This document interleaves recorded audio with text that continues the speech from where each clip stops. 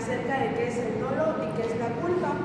En este caso vamos a explicar el concepto, los elementos, las clases, tesis y normas penales en las cuales transiten. Ya empezando por el dolo. Empezaré explicando el concepto y cuáles son las clases. En este caso tenemos por concepto conocer y querer la realización de una situación objetiva por el tipo del injusto y no requiere que se advierta de dicha realización ya que es antijurídica. Es un elemento subjetivo que conlleva y que tiene por el conocimiento y la voluntad para crear un hecho típico. Para bien, las clases son tres. Yo explicaré el dolo directo y el dolo de segundo grado. Empezaremos con el dolo directo, con lo que es la intención. El autor percibe la acción típica de lo que es la conducta. Esta es una manifestación de la voluntad, lo cual es parte de un sujeto que va dirigida hacia un resultado típico. Pero si bien esto se queda en la fase interna, ya que el sujeto formula la realización de dicho tipo o bien de dicho delito, ya que el legislador conlleva, o si bien lo concepta el legislador de manera de que es eventos futuros, o sea que va dirigido hacia un resultado, pero aún no realizado dentro del mundo material. En cambio, el dolo directo en segundo grado es tener conocimiento de lo que va a suceder. Ejemplo, primero empezaremos con el concepto y de ahí el ejemplo. Es un resultado típico con conciencia que daña al deber jurídico, es decir, a la norma penal, ya sea el mandato o la prohibición.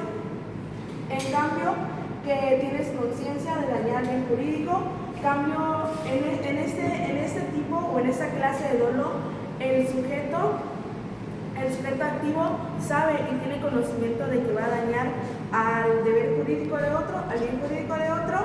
En este caso, representa un resultado obtenido dentro del mundo material. Es decir, un ejemplo, sujeto A dispara a sujeto B y entonces con 3 disparos el sujeto A daña y mata al sujeto B.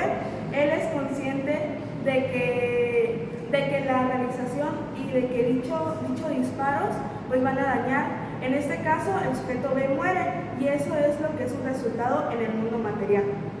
Entonces el legislador esto lo hace o lo concepta de tal manera de conociendo o sabiendas que sabe, o sea que el sujeto tiene conocimiento de lo que va a pasar si realiza dicha conducta.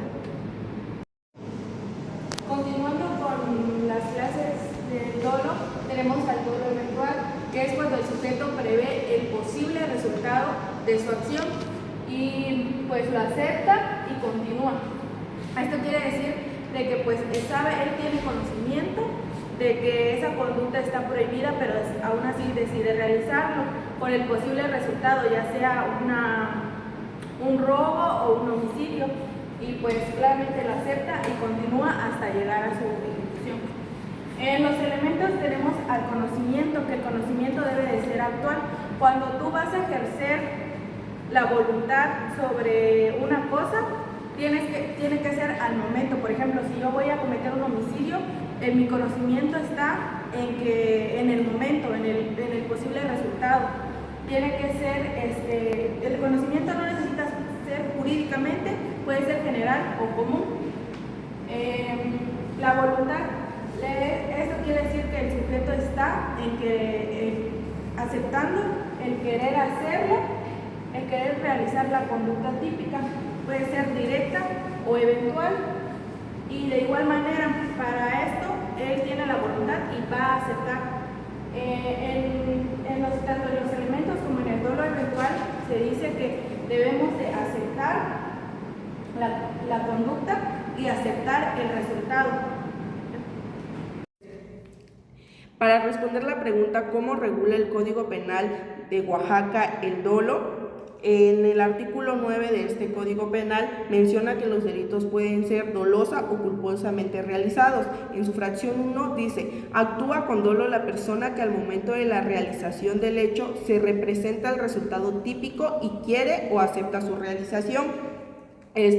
Cuando ya se ha consumado la conducta que esté tipificado en el Código Penal, estamos ante el delito, que en el artículo 9 menciona que los delitos pueden ser instantáneo, permanente o continuado, y en el artículo 10 menciona que pueden ser consumados o de tentativa. Para la sanción de del tipo doloso va a depender del resultado que se ha efectuado o bien del bien jurídico lesionado o que se ha puesto en peligro de la víctima directa o indirecta. Ahora, de acuerdo con la jurisprudencia del dolo en el delito de homicidio, tenemos dos vértices principales, que es el dolo directo y el dolo eventual. El dolo directo se configura cuando se acredita que la persona acusada tuvo la intención voluntaria de causar la muerte de la víctima, es decir, que quiso el resultado mortal, y está el dolo eventual, que ocurre cuando el agente no busca el resultado de manera directa, pero lo prevé como una posibilidad y aún así acepta su realización. Como primera parte tenemos el concepto de culpa. La culpa tiene sus raíces en el derecho romano, aunque inicialmente se enfocó en el ámbito civil. Actualmente se entiende como una conducta voluntaria que omite el deber del cuidado necesario para prever un resultado típico que era previsible. Como una parte del fundamento se basa en la previsibilidad vinculada a un vicio de la voluntad, que es la omisión de lo que debía preverse, o de la inteligencia, que fue la falta de reflexión. Una parte de su evolución fue a partir de 1930, que se incorporó el deber de cuidado como elemento integrante fundamental al lado de la conexión causal y el resultado.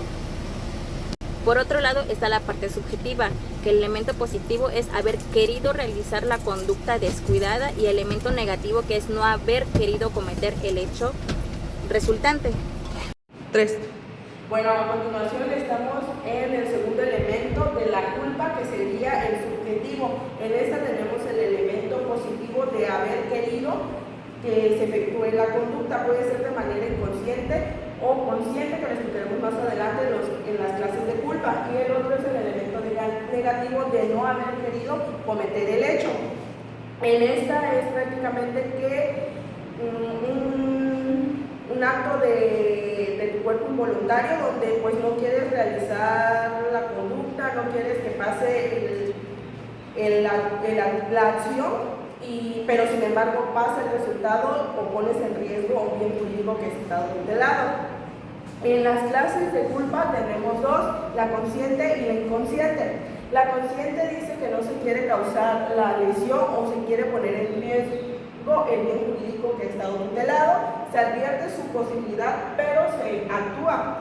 Se reconoce el peligro de la situación, pero se confía que no se consume el resultado. Un ejemplo práctico podría ser un accidente porque la persona, el sujeto activo, va bajo el efecto del alcohol, donde el sujeto activo sabe del riesgo que efectúa si conduce el vehículo estando bajo el efecto del alcohol, pero sin embargo él confía en sus habilidades de que no va a causar un resultado lesivo para el bien jurídico de otra persona o de algún bien mueble. Y el segundo es el inconsciente, que no se quiere el resultado lesivo y no se prevé su posibilidad. Ante esto podría ser que el sujeto activo no tiene inobservancia de la norma, es decir, que desconoce el mandato que el Código Penal establece y por lo tanto efectúa el resultado lesivo hacia otro sujeto. Respondiendo a la pregunta, ¿cómo regula el Código Penal de Oaxaca la culpa? El artículo 58 dice que cuando el delito culposo lesione un solo bien jurídico, se impondrá al sujeto activo la cuarta parte del mínimo a la cuarta parte del máximo de la punibilidad o medida de seguridad. Aquí básicamente nos explica cómo regula el delito culposo. Esto también depende de la conducta realizada o del bien jurídico dañado. El artículo 59 igual nos dice que el delito culposo se perseguirá a petición del ofendido o su legítimo representante, con excepción legal del homicidio. También hace mención el artículo 57. El artículo 57 básicamente dice que para mencionar que cómo se sanciona el delito culposo, se tomarán las circunstancias que ésta prevé. Ahora en la tesis de culpa, o lo que nos explica en la tesis de delitos cometidos a título de culpa, el artículo 28 del Código Penal para el Estado de Nuevo León, al hacer el reenvío a las leyes o reglamentos, a las circunstancias y condiciones personales del sujeto activo o a las normas de la profesión o actividad que desempeña para determinar la inobservancia del deber de cuidado que le incumbe de acuerdo con estas, no viola el principio de perseverancia de la ley. Esto quiere decir que para que exista culpa, inicia o existe cuando no cumple con el deber que le era exigible. Entonces, eso, o para que se tipifique, debe de haber un resultado, o sea, el daño que genera a eso. Y para eso el juez decide apoyarse en leyes, reglamentos y demás normas, pero eso varía de la profesión que se le desempeña. Por eso y para eso, el delito debe ser castigado solamente culposamente.